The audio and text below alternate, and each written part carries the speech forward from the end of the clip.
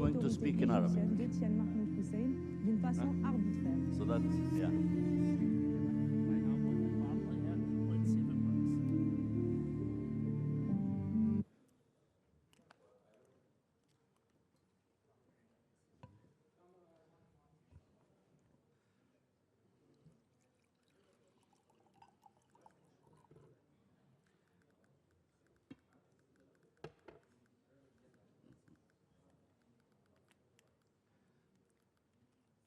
أهلا وسهلا بكم في هذه الجلسة الثانية من هذا اليوم.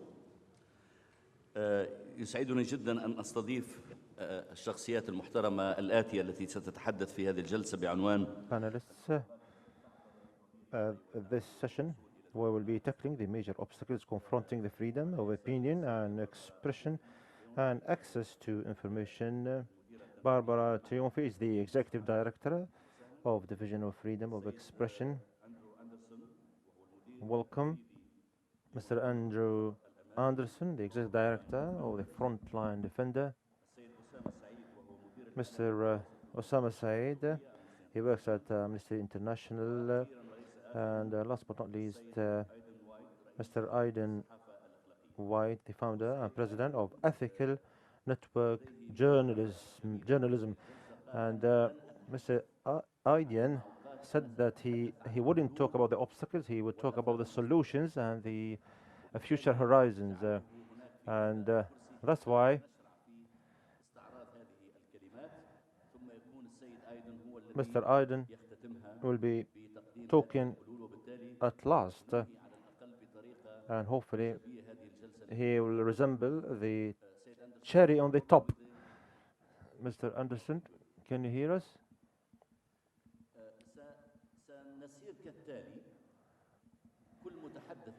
Every panelist will have 8 minutes, and after I had the consent from everyone, I have an alarm next to me, and the alarm will go off in 8 minutes.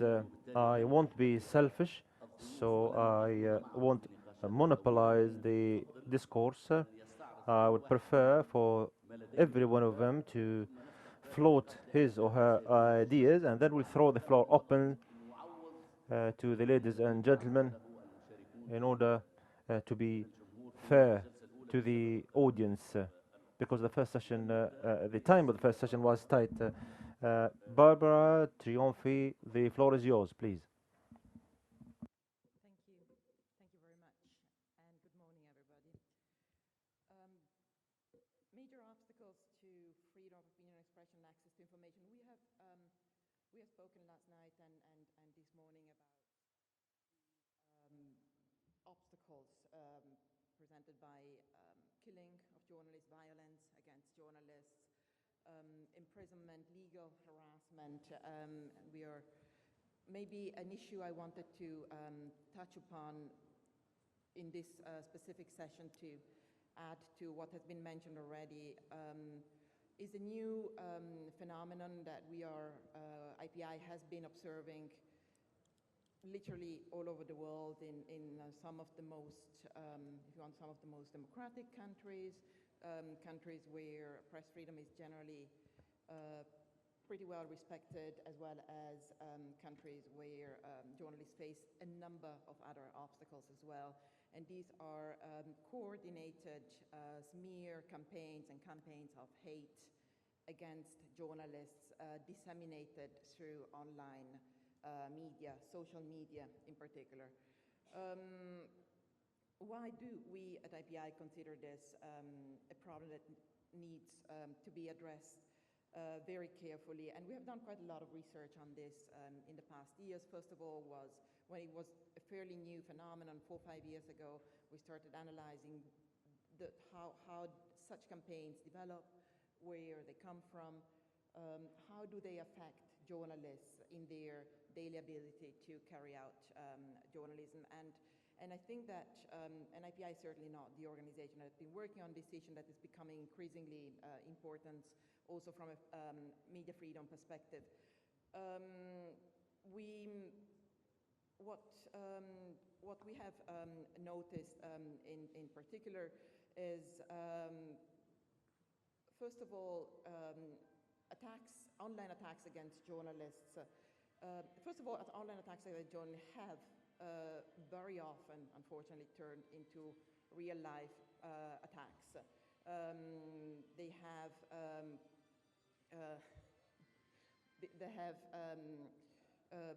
very often the journalists that have been killed, and we spoke before about Daphne Caruana in Malta, but many others had received a number of online attacks before that. Threats and all of these, to the point that there is a perception that physical violence against journalists becomes even legitimated by the but such a widespread climate of hate that is present on social media and in the public arena. So how do they affect journalists? In three ways in particular. First of all, of course, being a target of such violent smear campaigns and campaigns of hate generates a climate of fear. And journalists tend to resort to self-censorship, also because we have noticed that these campaigns are very often linked to the coverage of certain topics. Typically topics related to migration, topics related to any element of diversity, but also the campaigns are targeting a certain group of journalists, typically women and members of minorities. So the self-censorship that results from this limits the diversity of voices being present in journalism, but also the coverage of certain topics. Furthermore, it challenges the credibility of the journalists. These are smear campaigns disseminated on public platforms. They influence public opinion about the journalist. They influence the public perception of an individual journalism. And again, on one hand, they make other forms of attacks appear legitimate. And on the other hand, they just remove what is a core aspect of journalism, which is the credibility. Journalists are being falsely accused on social media of being corrupt, of all sorts of other crimes, additionally to, of course, being attacked because of their gender or any diversity element. So it discredits journalists themselves, and the third point, it discredits journalism in general. And that's a point where online smear campaigns against journalists are closely linked to the other phenomenon that we are observing, which is the phenomenon of disinformation. It's the other side of the medal, and IPI investigations into this have shown that the sources are the same. These are organized, in most of the cases, although they appear as organic, although it appears as if everybody out there is against a certain journalist or journalism in general, they're organized campaigns that they're started by individuals in powerful positions and have a specific target to silence journalists in particular, or journalism in general. So what can journalists do about this? Journalists can, of course, IPI has also been working within newsrooms to strengthen the ability of develop newsroom mechanisms to counter these type of attacks. But most importantly, what we believe is also needed are very strong journalistic investigations into the sources of these campaigns. As I said, we know they are very often originated within a powerful individual, very often, of course, at the national level. They have the goal of silencing journalists about certain topics, or silencing certain journalists that are particularly critical. So we need journalists to investigate who is behind these campaigns. And some news organizations have already started doing that, but I believe that organizations news organizations like Al Jazeera that have strong investigative teams and others also need to step up their efforts in this, because it is becoming a key aspect, challenging, as I said, the public perception of journalism in general, and eventually challenging what we spoke about in the previous session, which is the international normative framework that protects free expression and what we have so far considered as the baseline and the conditions that are needed for journalism to exist. And I'll leave it there before the bomb is started. Thank you. شكرا جزيلا، شكرا على احترامك للوقت. على فكرة أنا سألت كل الضيوف عما إذا كانوا يقبلوا بهذه القاعدة لأن فيها نوع من had the consent to follow this method of timing because it is a bit kind of like the master and not Margarita, the master and the pupil. Mr. Andrew Anderson, the floor is yours. Yes, please. So the alarm is the end, or it's 1 minute warning? هل الساعة 1 minute. No, تنتهي once you have the alarm, you have just 30 seconds to finish your ID or your sentence. Yeah. Okay, thank you. 30 minutes, yes. Sir.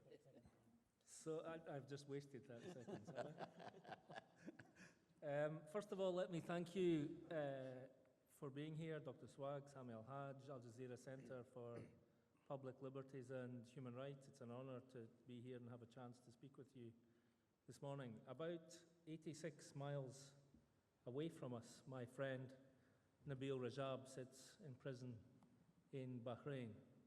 He's there because he tweeted about torture in Bahrain and the war in Yemen. My friend also and former colleague Abdul Hadi Al-Khawaja also sits in prison in Bahrain because of his peaceful advocacy for human rights and democracy. And if we look at the topic of this panel, we can say quite bluntly that in Bahrain and elsewhere, the major obstacles in the way of freedom of opinion and expression are corrupt rulers who jail, torture, and sometimes kill those who speak truth to power. I work for Frontline Defenders, which is an Irish-based international NGO working exclusively on the protection of human rights defenders at risk, including journalists, bloggers, and freedom of expression activists. And our focus is on trying to provide practical support to those at risk. We provide security grants, we provide training in security, including digital security, but we also take up individual cases of human rights defenders at risk in terms of advocacy, both with the governments concerned and internationally, with a particular focus on the UN Special Rapporteur on Human Rights Defenders. And we also have a program looking at supporting visibility and recognition for human rights defenders, pushing back a little bit at the smearing and defamation that Barbara spoke about, including we hold an annual annual Frontline Defenders Award for human rights defenders at risk, and we're thankful to have had the partnership with Al Jazeera in promoting that award since 2015. The 2018 winner of the Frontline Defenders Award is a Kurdish journalist, Nurcan Baysal, who's been repeatedly threatened, harassed, and charged because of her work to document human rights violations in Turkey. Nurcan was arrested in 2018 in a morning raid and detained for 3 days and charged with inciting public hatred and enmity because she tweeted about peace when Turkey was attacking Afrin in Syria. And although she was eventually acquitted on that charge, she continues to face threats and other charges. And recently her house was raided by the security forces again, and the police said that it was due to her social media posts. Nurcan wrote, "I write to record the history not written by the powerful, and to remember those who struggle for equality, freedom, and justice. History books continue to be written by executioners, but truth needs to find a place in history. I feel it's my responsibility to record truth for the future." I think that beautifully captures the spirit of many of those who continue to work for freedom of expression and opinion in spite of threats and attacks. And I think it's important to stress that whilst restrictive laws and regulations that target freedom of expression and association are important and continue to spread, the most common violation faced by human rights defenders in the cases we took up was criminalization, prosecution on fabricated charges. It amounted to 63% of the cases that we took up in 2018, although we also saw a continued increase in violence against human rights defenders and together with our partners in the Human Rights Defenders Memorial, we documented 321 human rights defenders who were killed in 2018, 77% of whom were working on land, environmental and Indigenous peoples' rights. And unlike with the statistics on journalists on their own, I can tell you that the 2019 statistics will be higher. The pattern of killings of human rights defenders globally continues to rise, and these are deliberate, targeted killings. They are not accidental killings in the crossfire. They are people who are targeted for elimination. Almost always there are threats in the run-up to the killing. Almost always there is a degree of defamation and smearing in the run-up to any killing. And I agree very much with what Agnes was saying before about how it's important to take more strong action in regard to threats.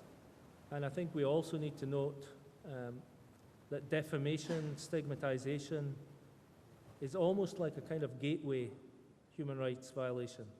It's the thing that happens before there is a physical attack on somebody or there is a fabricated legal case against somebody. So we need to be more effective in picking up on that and responding to that before we get to the case of reacting to violent attacks or protracted legal cases against human rights defenders.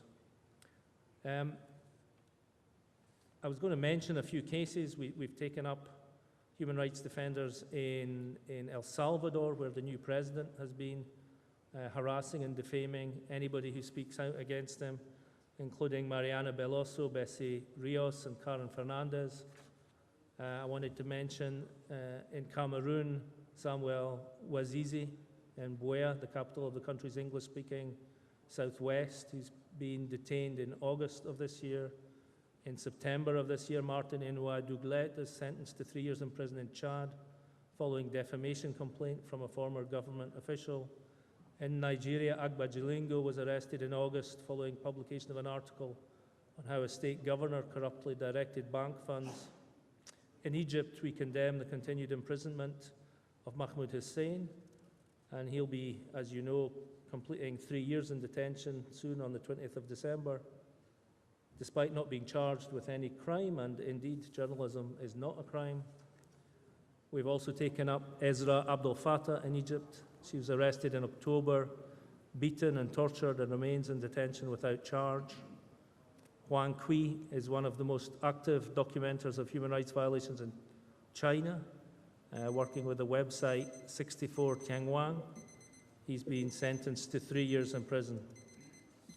I'm going to finish by saying that the key driver behind much of this is corruption.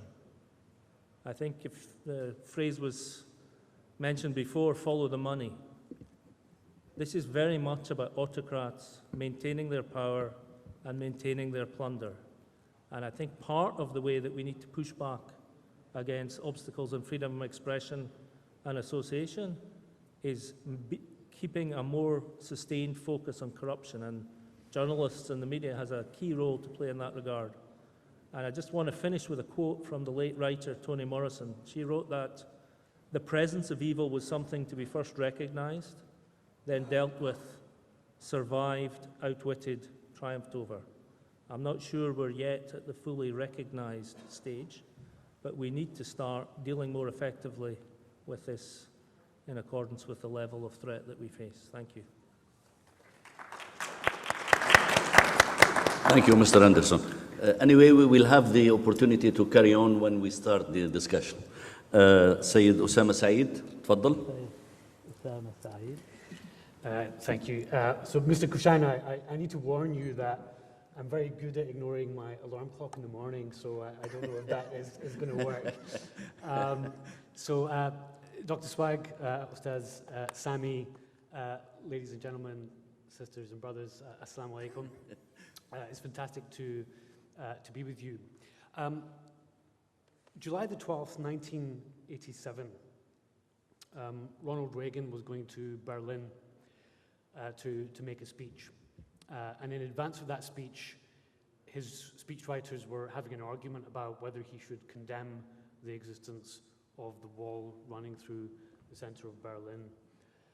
And there was weeks of discussion and negotiation about this. And in the end, he overruled his State Department and made what we still regard as one of the greatest speeches of the modern era, where he said, "Mr. Gorbachev, tear down this wall." 2 years later, and we're celebrating the 30th anniversary of that this year, that wall did come down. It seemed absolutely inconceivable at the time, and this is why the American officials were quite keen to avoid the idea of that wall coming down. It seemed fanciful, but he set a vision of freedom, and that vision was ultimately realized. And I want to reflect on, those years, those years in the 70s and 80s. The world was set as a free world, and there was tyranny. And there was a clear demarcation between the two. And in 1989, the culmination of that happened, where dictatorships came down in Eastern Europe, the wall came down, the Soviet Union and the tyranny that represented came down, and Chinese people gathered in Tiananmen Square, demanding greater freedom than they had. It seemed like a real moment of possibility, but those successes made us complacent. And in the 1990s and the noughties, after the end of history was declared, we all thought that the world was in a motion, and Amnesty International, we've been guilty of that as well. We thought that the world was all going in our direction, and what's been proven is that that hasn't been the case. The people, though, have still been trying. In this region, we know about the Arab Spring, which began in 2011, and which Al Jazeera was central in reporting and in many respects inspiring. This year, we've seen protests in Algeria, in Sudan, in different parts of the world right now, in places like Chile and in Hong Kong, the biggest protest in the last 6 months, and there's been big protests all the way in the last 6 months, took place yesterday, where people are bravely campaigning, partly against corruption, for freedom, and for a better world to live in. But what's not happening is that those dots are not being joined. We're not telling a cohesive story of now. In the past, when we talked about freedom and unfreedom, it's not clear what the story of today is, and we're failing within that. The story that is emerged is coming from the likes of Donald Trump and from populist leaders in different parts of the world, like Putin, like Narendra Modi in India, where they're talking about security, they're talking against refugees, they're talking in a very racist way, they're talking about the world being seen as about trade deals, that we need to do deals with dictators and tyrants in order to bring in somehow jobs which they're never able to quantify, or to sell weapons and weapons of mass destruction to them.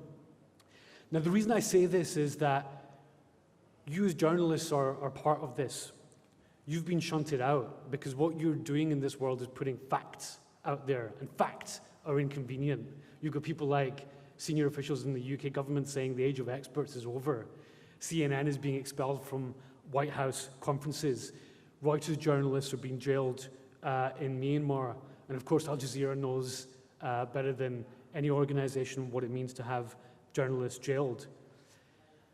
Well, my recommendation, though, is that you must galvanize public opinion behind you. It is not good enough to recourse only to international law, and we need to recognize that people are in the same boat as the journalists. So that free speech that journalists are not able to get, human rights defenders in different parts of the world are also facing the brunt of. People like Marielle Franco in Brazil, the brave Saudi Arabian women who campaigned for the right to drive, who are now languishing in jail.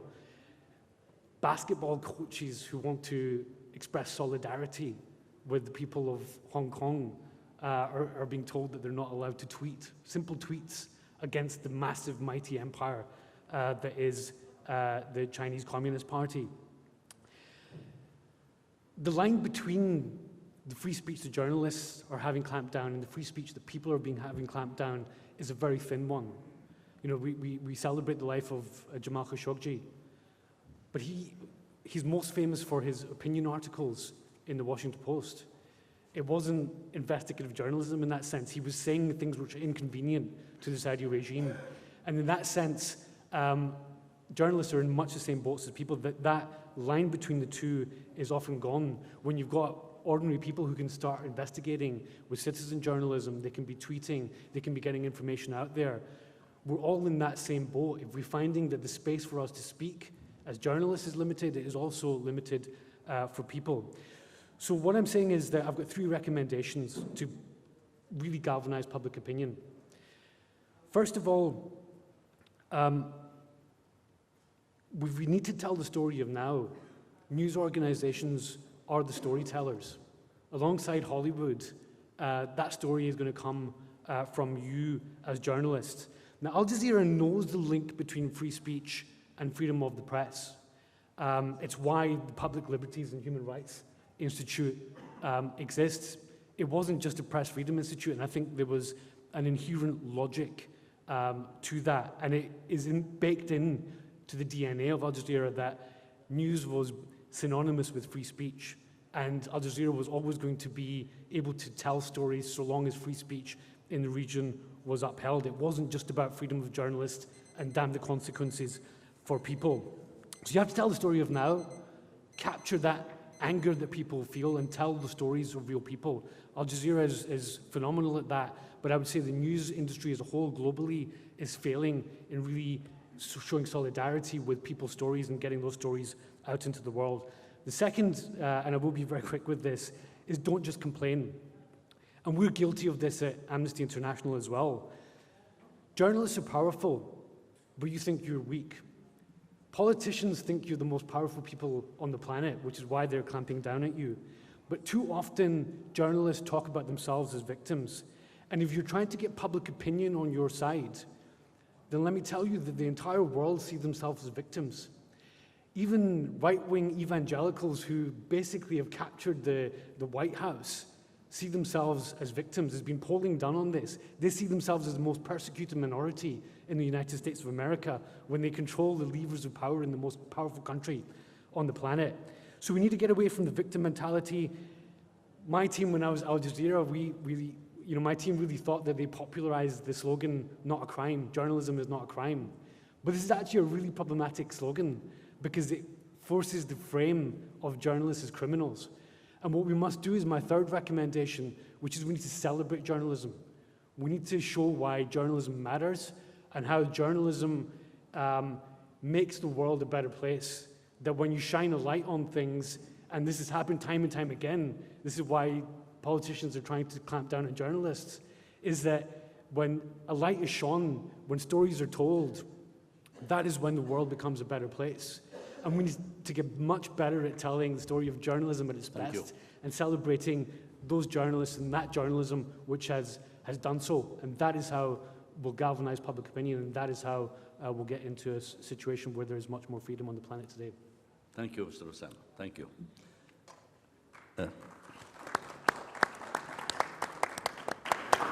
أخيرا سيد أيدن وايت وله مقاربة أحييه عليها لأنه مثل ما ذكرت لكم قال أنا لن أتحدث عن المشاكل والمعوقات سأتحدث عن الحلول بالتالي هذه على الأقل إنهاء جميل للجلسة في بعض النقاط التي قد تعطينا بعض التفاؤل بعد هذه optimistic, and he will give us a dose of optimism, hopefully. Yes, please, the floor is yours.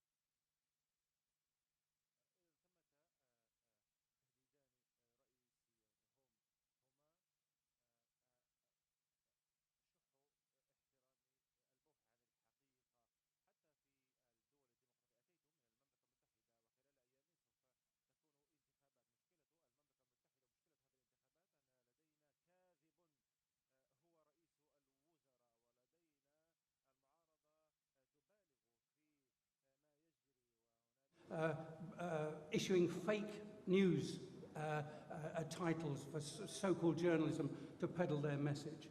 So here we have a campaign which is weakening structures of democracy, undermining public trust and empowering new and ruthless forms of populism.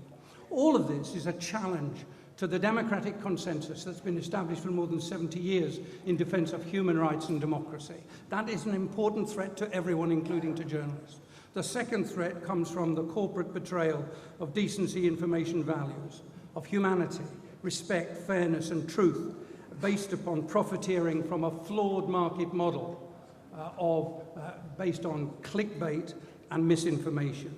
This too is weakening journalism, creating an information vacuum in which ignorance, fear, and uncertainty flourishes among the public at large. It is no surprise today that people are fearful, ignorant, and uncertain about the future because their lack of access to decent and truthful information. And that is why, and now I want to move on to what I think is the most important part of this discussion. We need to sort of recognize that journalism is not just an area where we need to provide protection, that journalism, as the only reliable stream of honest and potentially truthful information that the people have access to, is absolutely essential to confront these two existential threats that we now face in the information landscape. I believe we can do that in a number of ways. First, we must strengthen journalism. Journalism is as relevant and as important as ever, but it's weakened. It's weakened by this mix of complacency, arrogance, and neglect from both political and corporate centers of power. So we have to recognize, support, and strengthen journalism in all its forms and across all its platforms. I do a lot of teaching. There's a lot of people who sort of think we live in a generation where we think we recognize the mistakes of the past generation and we don't trust the next generation to deal with the problems that we have. But the reality of it is that I know there is a young generation of people who are talented, energetic, and full of moral fervor, who understand what is right and what is wrong, what is praiseworthy and what is disgraceful. And it is for them that we actually have to entrust the capacity to take forward this need for reform. We need, therefore, to find new ways to pay for the journalism that democracy needs to survive. The old market models don't work. There are practical questions that we have to raise. If we need public interest journalism, we need to make sure that that public interest journalism can be paid for. How do we do that? It's a practical question. There are now various ideas being thought about and delivered. The second thing we need to do is we need to make media fit for purpose. One of the problems is, and it was referred to earlier, that we are living in a society when we see less killings of journalists, although there are many journalists still being put in jail. But one of the problems is that politicians and people who disregard democratic values feel that they don't need these days so much to kill or threaten journalists when they can control information in the way that we have. So we have to build inside journalism an understanding of the need for ethical principles, transparency in the way we work, and more engagement with the public. And thirdly, we need to find ways of empowering the public at large, to basically have the knowledge and the tools that will help them to get access to reliable, truthful, and timely information. These are practical issues. It's about creating a new movement in which the stakeholders, the partners, the public, the journalists, the media organizations, the institutions that are essential to make democracy and human rights defense work, have to work together in a new way. And it also means perhaps we need to rethink our approach to defending press freedom. Perhaps we have to think about our approach to what we call impartial, independent journalism. Perhaps we have to re-examine altogether those values that we have. But there's one thing that is absolutely certain. Unless we are able to nourish and develop journalism for the future that is independent, credible, ethical, and progressive, we will not be able to overcome the challenges we face. Thank you.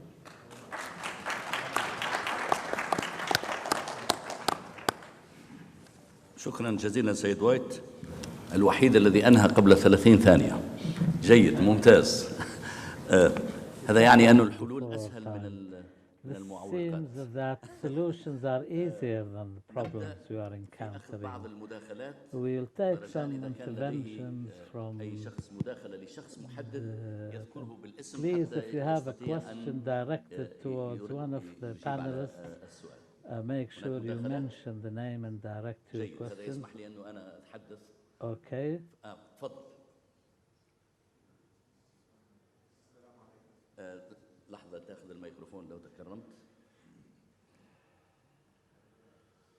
تعرف بنفسك رجاء ثم توجه إلى Please, السلام عليكم ورحمة الله وبركاته. السلام عليكم. شكرا لقناة اسم قاسم مخير. My name is قاسم مخير. ناشط في تنمية المجتمع وشؤون الشباب اللاجئين في بريطانيا. شكرا لقناة الجزيرة أنها ألغت الضوء على من أهم المشاكل والتحديات الآن للصحفيين، وبالذات لأن الصحفي هو النافذة التي ترسل المعلومات لغير العالمين بها. السؤال متوجه إن شاء الله للأستاذ إيدن وايت. My question is to Mr. Eden White. I'll be speaking in English now. I want to express myself better. Yes, you have mentioned about the upcoming election and the importance of making for the British people to make the right choice with the new government that will be taking place. It seems to be so hard to understand where does the BBC lies on all of this. One person might want to put on the message that does it lie on the good side or the bad side of this new social change?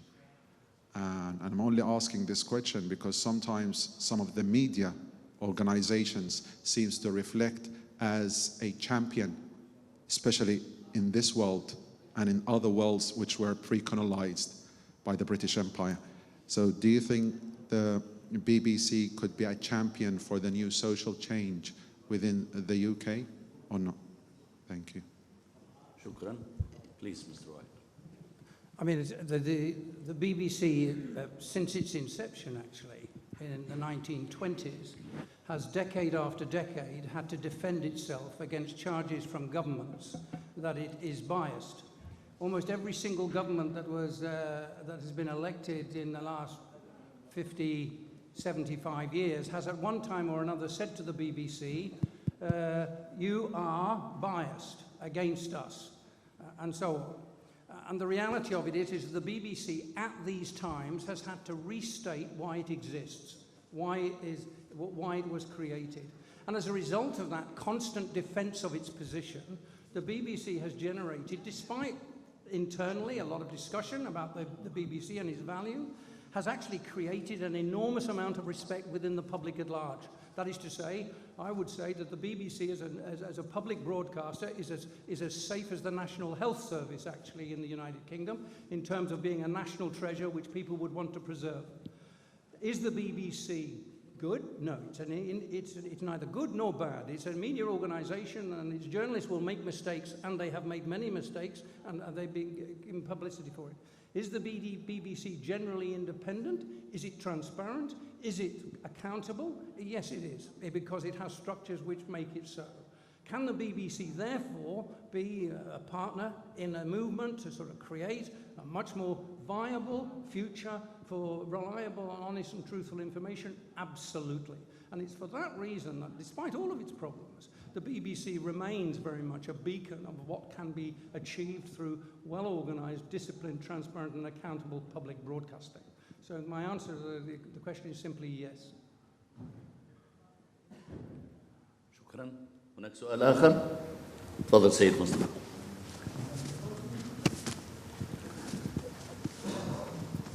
ربما المدراء كلمتهم مسموعة دون ميكروفون يعني. ها؟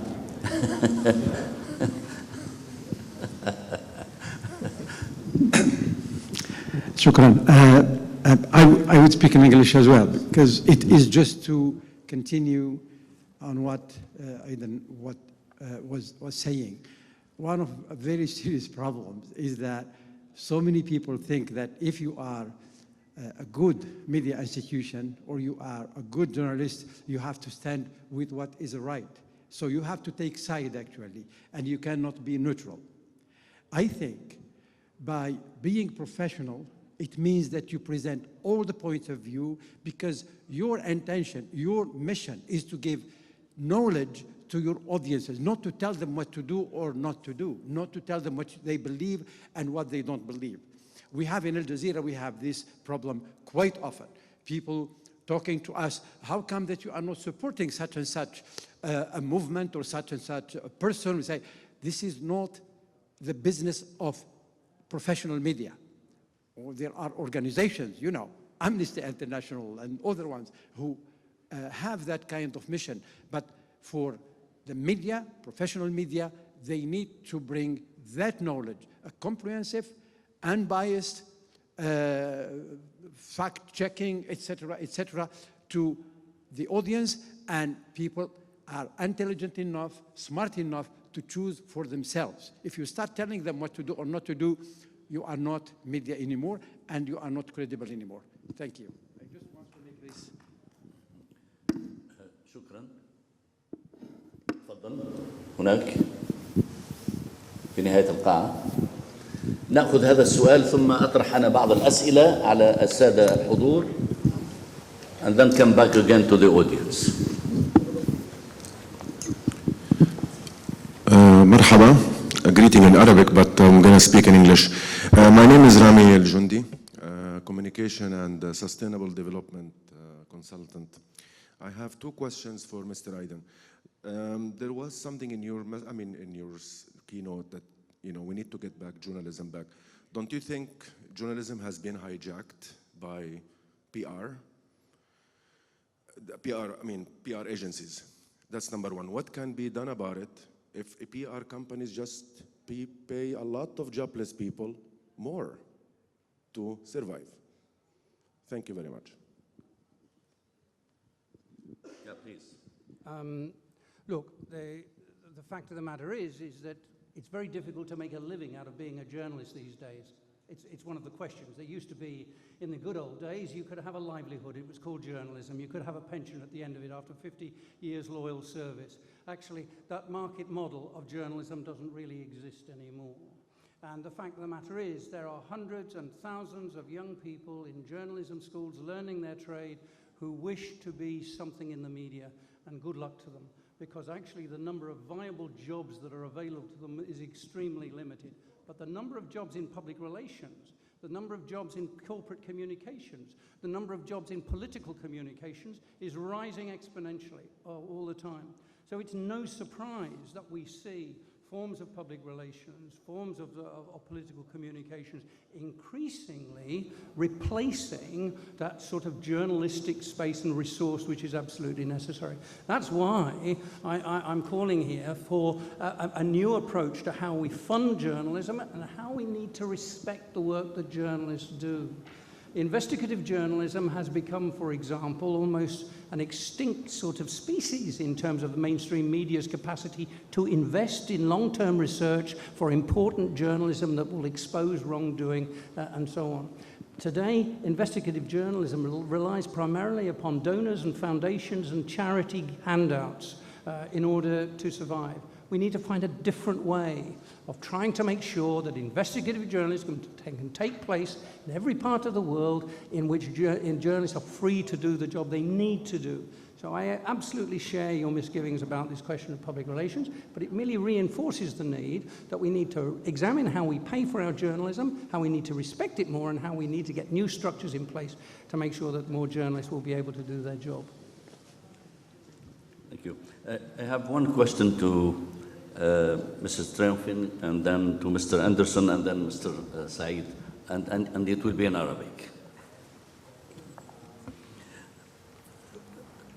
سيدة تريومفيني أشرت إلى مسألة مهمة جدا وهي very important thing, and that is the campaigns to smear journalists and distort their reputations which happens especially during times of tension or conflicts like the situation in Egypt or the war in Yemen or the Gulf crisis between Qatar and other countries, whereby journalists are subjected to these kinds of campaigns.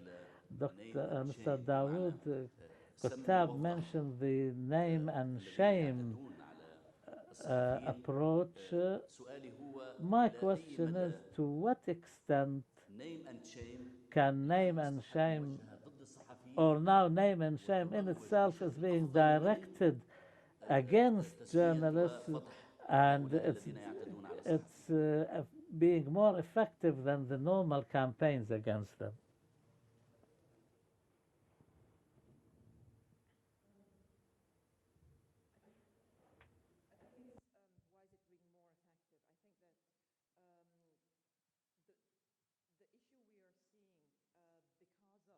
Immense amount of information and campaigns criticizing and going way beyond criticizing, really attacking heavily journalists and journalism on social media, is that it ends up legitimating every other and justifying any other attack in the public perception. So also because of how this social media-based campaign work, on the receiving hand, and as a journalist, but anybody else in the audience, in the public, and active on social media, gets the impression that literally every second person out there is against a journalist. And we know there are bots behind, there are trolls behind, there are all sorts of other efforts that influence and take advantage of algorithmic, of how algorithms work to make them appear so widespread. But the perception is the entire population is against journalism and journalists, and that, as I said, it legitimizes other forms of attacks which exist and continue to exist. It legitimizes legal prosecution, legal harassment, and violence attacks. We spoke a lot about Daphne Caruana Galizia Marta in Malta the past 2 days, and the shocking thing, if you want, from a perspective of an organization like IPI, whenever we travel to Malta, is that among the, and she's literally become somehow of a hero in the international community, but if you travel to Malta, is that you see a lot of hate toward her among the local population.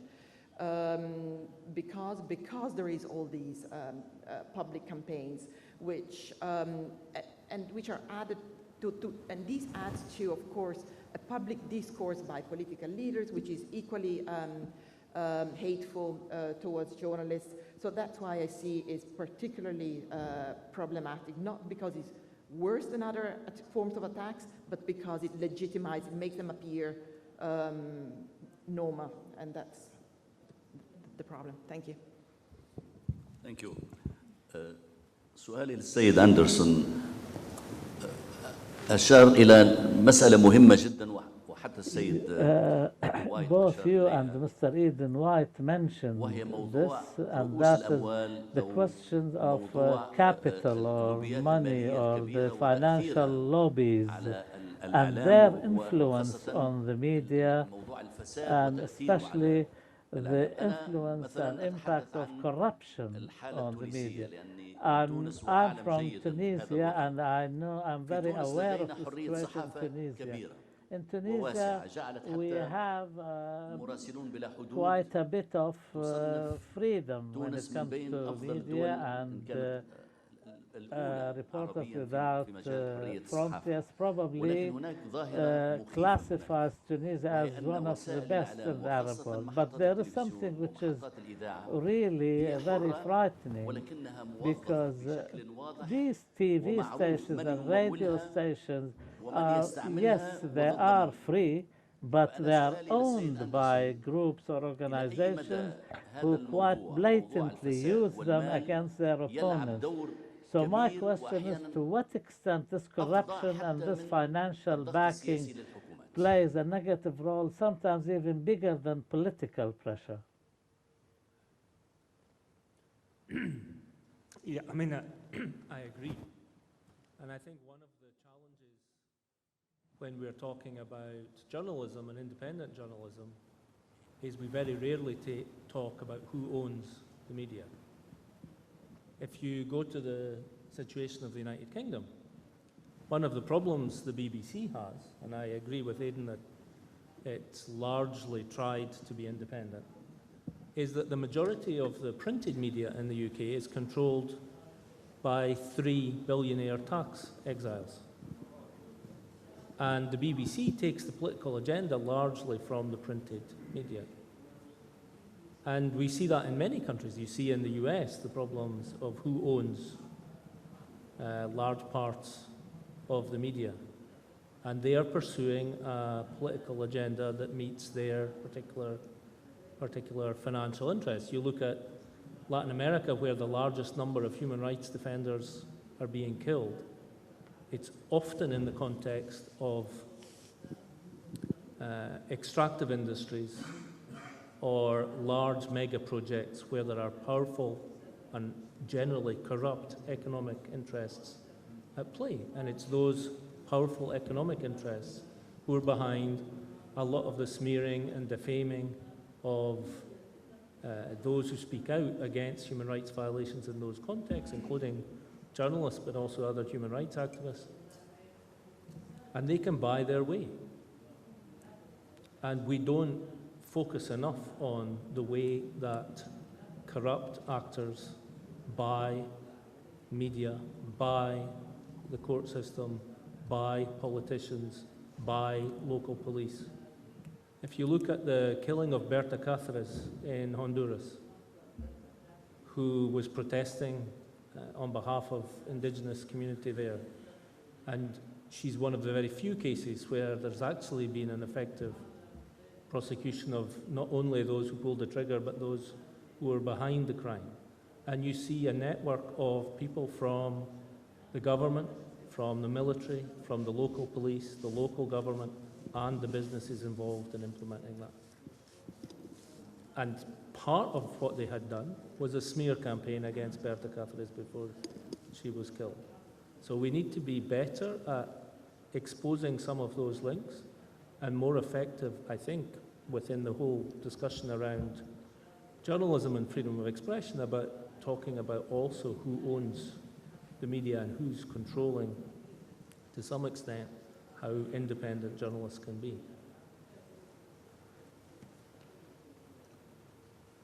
Thank you, Mr. Anderson. سؤالي للسيد أسامة سعيد. أنتم في منظمة العفو الدولية تهتمون بطبيعة الحال بمجمل of course are concerned with the violations, recorded violations against public and personal liberties and freedoms. What we'd like to know are violations pertaining to journalism and the work of journalists. To what extent does this represent the main violation, especially in the Middle East? In other words, where does violating human rights so far as journalists is concerned in particular? Sorry, do you mean where? هل تقصد How does the link between هل تقصد ما هي العلاقة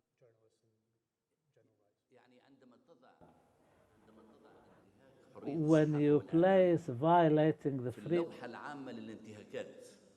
of violation? How big is this violation? Violation of journalist freedom vis-a-vis the Sorry, my English doesn't allow me to try No, to your explain. English is very good. لا لا Sometimes لغتك gets lost in the headphones.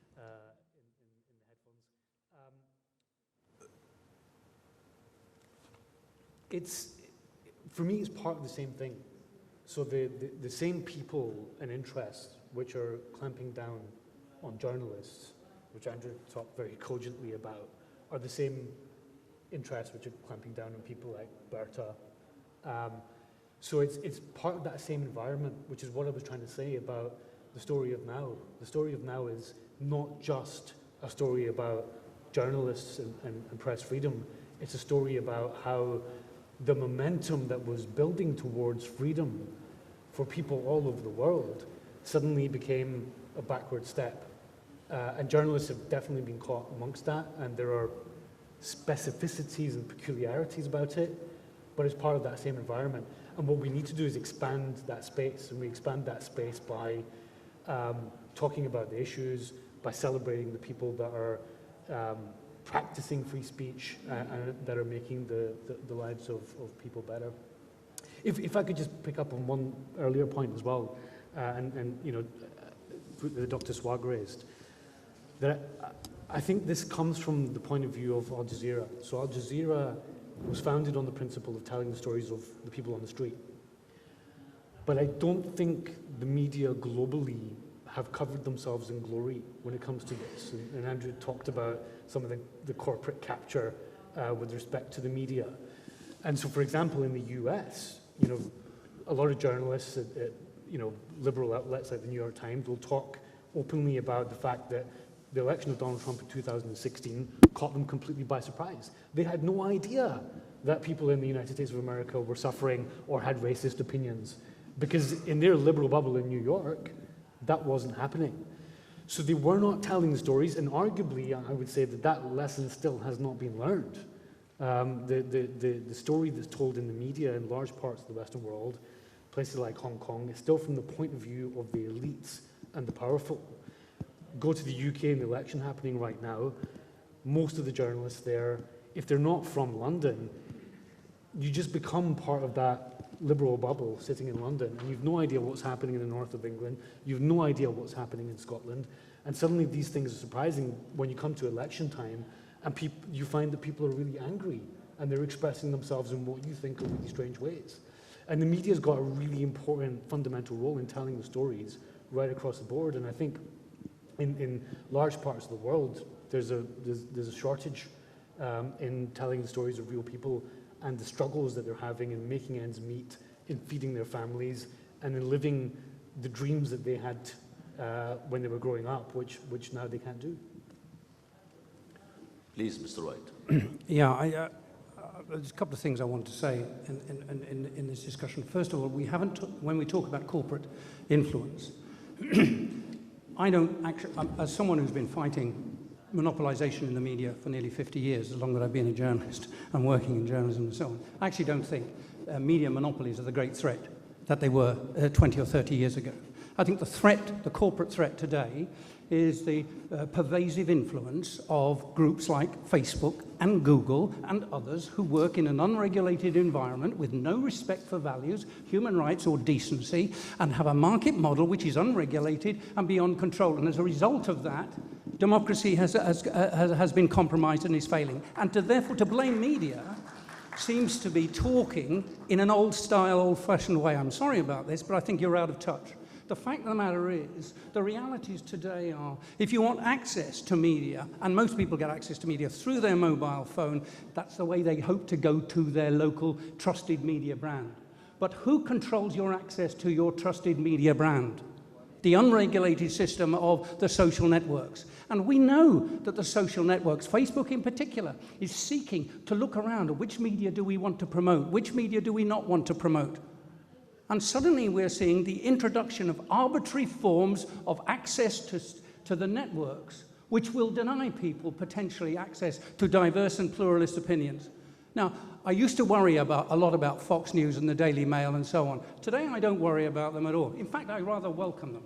I think it's really important that we have that pluralism, because one of the reasons why we can deal with Fox News or the Daily Mail or others who are biased in the way that they approach things is they are part of an infrastructure of some accountability. They're media organizations. There are certain laws, but there are certain voluntary frameworks which actually allow them to be subject to some form of accountability. But to whom is Facebook accountable? And their decisions that they take about what content the public has access to. Clearly, there's a need for a complete rethinking of this information landscape. And the first thing we have to do is to realize that the power of access to reliable and useful information, if our democracy is to work, has gone out of our hands. And it's now under the control of extremely powerful corporate organizations, and we need to have a new way of approaching them and seeking to make them accountable to human rights and democracy. Thank you. تفضل سيد داود كتاب. باقي ربع ساعة ناخذ بعض المداخلات ثم نعود بشكل نهائي إلى المنصة. تفضل سيد داود. 15 minutes left. Please, Mr. Dawood, go ahead. بحب أأكد على اللي حكى إيدن وايت بالنسبة لتغول. بحب أأكد اللي حكى إيدن وايت بالنسبة لتغول الحيتان كبار جوجل وفيسبوك وكل هالشركات. لكن برجع وبقول هناك في حاجة إلى زيادة المضمون الجيد الإعلامي. إذا كان في مضمون جيد رح يكون موجود على المنصات المختلفة. In different platforms, the chilling effect is as follows. When an Egyptian journalist has been imprisoned, then the other Egyptian journalist will be fearful. So we need perhaps to support the soundness of the content of the media. We have plenty of platforms, but we kind of copy and paste. So perhaps we need to shed light on the content itself and support the independent media institutions. The multinational corporates indeed spoiled the relationship between the media outlets, and I think that we need to support the independent media institutions because they will be there, they will be using such platforms, but they need to have a proper content. Thank you. My question to the panel is, don't you think that it would be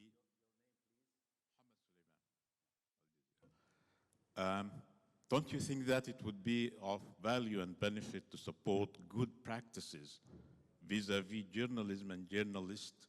I'm asking this question because we are witnessing a huge lack of support, for instance, to Sudan's new reality of freedom of speech and press freedom. Nonetheless, there is no even a single word up to the present, neither from the UNESCO, nor from the IPI, RSF, Amnesty International, etc. Thank you. شكرا. إذا في مداخلة وتكون هي الأخيرة، تفضل. المداخلة الأخيرة ثم نعود إلى المنصة للمرة الأخيرة. Thank you, Mohammed Khamaisa. Following up with Aiden's word, Mohammed Khamaisa. I will speak in English.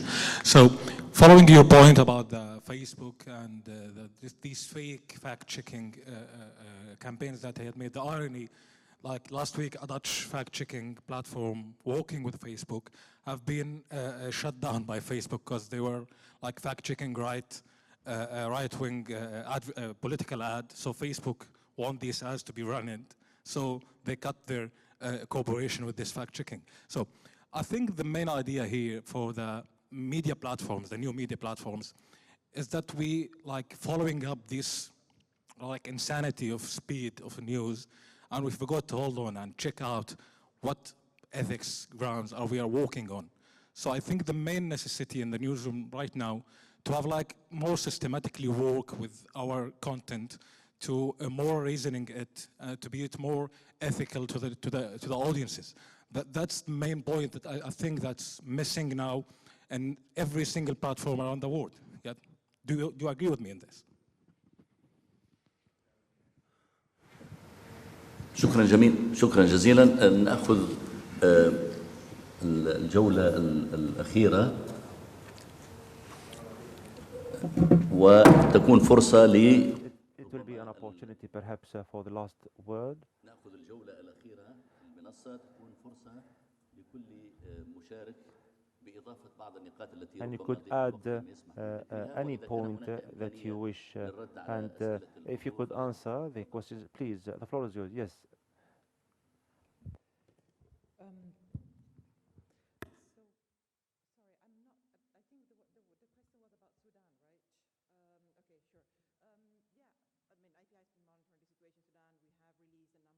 Statement. We have made also direct interventions in Sudan when an editor was imprisoned a few months ago, and this has led to the release of that editor. Of course, we protested the closure of Al Jazeera's offices there and so on. So there has been attention, as we had we have dedicated attention to Egypt, to other countries that are extremely complicated, and it's difficult. It's difficult, and we need to accept that, for how much resources and attention we dedicate to certain countries, there are situations that take a lot of time to address. So Sudan is one of those countries where we will have punctual interventions when something happens, absolutely. And as I said, in some cases, we also had very positive results, but is a country that needs a lot and a long-term attention toward addressing it. And I agree that probably the world is not dedicating enough attention. IPI's efforts also to raise awareness and raise the number of the amount of coverage about Egypt has worked only partially. That's also how the global news system works. Some countries, some situations do not receive sufficient attention, and that's something that we need to, even organizations like ours, we try to influence that, but we need to accept it. However, definitely is a country we are monitoring very closely. On the overall conversations on social media platforms, I think that, of course, I fully agree with what Aidan and others have said in this room is difficult, is problematic for a number of reasons. We also need to, however, accept that a lot of our the people we work with in countries where any other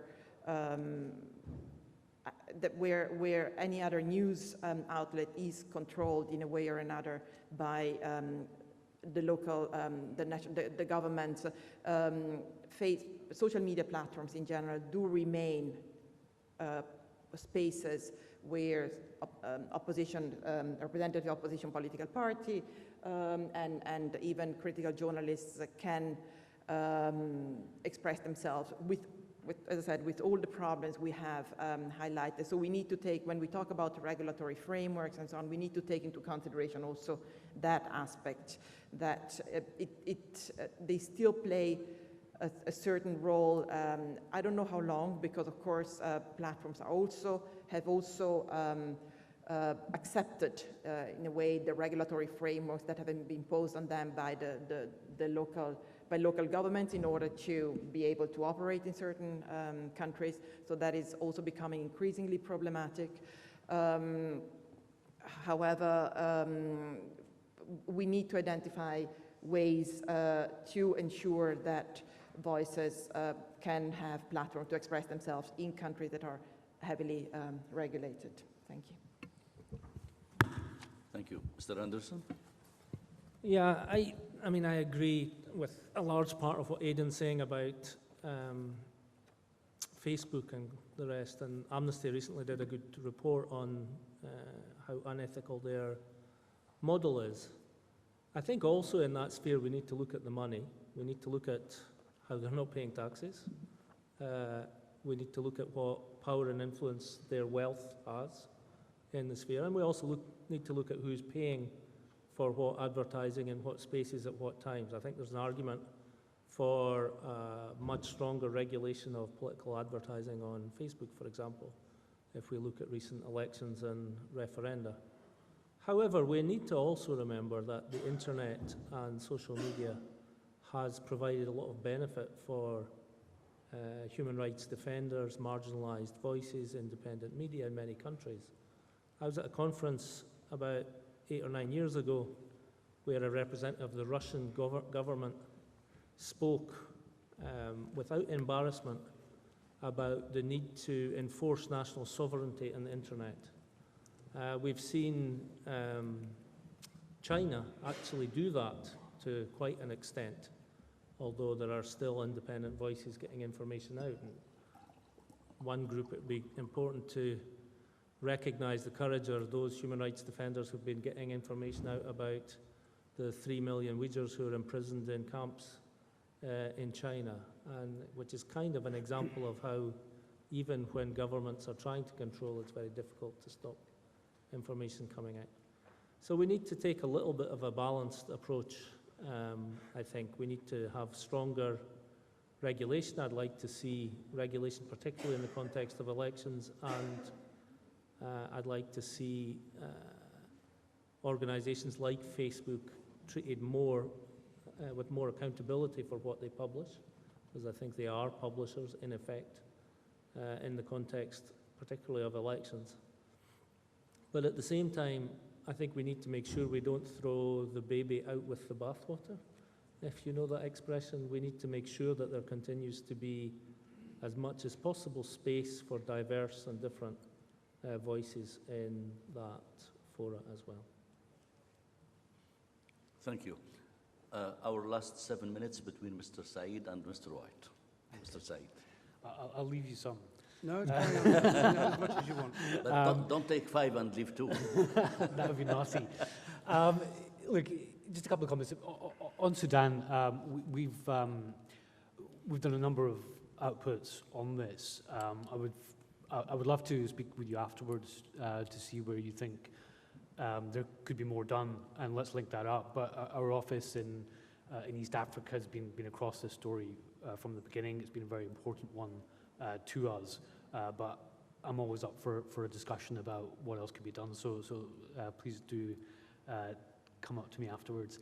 On Facebook, as Andrew said, we did a report on this, a very detailed report, a couple of weeks ago. And there's a problem here because it's nuanced, as Andrew said. You know, activists have in the past used it. But in my interactions with Facebook, I've said to them, I know very few I know very few activists who would credibly want to use Facebook anymore, that they feel safe using it because of those national sovereignty issues, the data that's being shared with governments, and the general security of it. And I'm leading a task force for the amnesty movement, exploring what does this look like into the future. So, you know, is this going to be remaining with Facebook and Google? Because 10 years ago, the situation we're in couldn't have been imagined. But where is this going to go in the next 1, 2, 3, 4 years? And we're doing a bit of future gazing for activists. I'm sure it would impact journalists as well. What is the best way of interacting, engaging, and reaching audiences? And if there's anyone that would like to take part in that conversation, I very much welcome you to do that. We are looking to engage with different parts of the world and different sectors, not just the NGO sector, about what that could look like. So if you're up for talking about that, please do talk to me afterwards. Thank you. Mr. Wright? Thanks very much. I mean, a couple of thoughts just finally. I mean, I think I'm glad to hear you're having a look at Facebook and so on. Good luck with that. And I hope you can come up with some sort of good suggestions. And I hope it includes the need to regulate and have a sort of global sort of approach to how these organizations should be regulated. And also about how we can re-empower citizens to regain their identity and privacy, and to sort of have those values as, once again, sort of human rights, which can be properly sort of valued. I don't agree with the notion that there should be balance, you know, because we get a lot of benefit from social media, absolutely, that we should be able to put up with or tolerate the other side of that story. I don't think when the other side of that story is abusive, undermines human rights and democracy and so on, it's tolerable. And therefore it goes beyond the notion of balancing different opinions, different ideas, which is actually what a pluralist democracy is about. So, I mean, finally, I think we are in a period of change where I think ideas will come forward, and that'll be good. The one message I really wanted to sort of stress is just reinforce again the importance of journalism. To see that journalism actually, just by being professional, independent, humane, accountable, impartial, journalism by its very nature is a progressive force because it informs society. It helps citizens have the information they need in order to participate in democracy. And one of the good things, and I want to finish off with this, Barbara and I have been judging a journalist competition over the last couple of weeks. And I tell you, there are some fantastic stories being told by journalists. Young journalists, brave journalists, working in terrible and difficult conditions, writing stories, carrying out research, committed, taking risks, and telling stories that need to be told. And it seems to me that journalism in many parts of the world is alive and well. We need to recognize it, we need to amplify it, we need to reinforce it, and we need to reconnect with the public about journalism's value to our societies in the future. And if we do that, then maybe a lot of the problems we talked about today will be sorted out. شكرا جزيلا. أشكر السادة الحضور، السيدة باربرا فيونفيني، السيد أندرو أندرسون، السيد أسامة سعيد، والسيد إيدن وايت. أشكر أيضا الحضور على تفاعلهم الجميل مع الجلسة. شكرا لكم Thank you very much all for your interaction, and thank you for abiding by the time. And نصل إلى نهاية thus هذه الجلسة. شكرا لكم. the session is adjourned. Thank you. Thank you very much. في 23 من ديسمبر 2016 اعتقل الزميل محمود حسين من بيته. Es acusado presuntamente de difundir noticias falsas y de recibir fondos internacionales para difamar la reputación de Egipto. He was transferred from solitary confinement after 3 months and placed into a cell with other prisoners. Hapisteyken kolu kırıldı ve kendisine gerekli tıbbi yardım verilmedi. Les Nations Unies, à travers son groupe de travail sur la détention arbitraire, a jugé que les autorités égyptiennes détiennent Mahmoud Hussein d'une façon arbitraire. الواحد قطعوا علي الصوت، بس أعتقد معروف.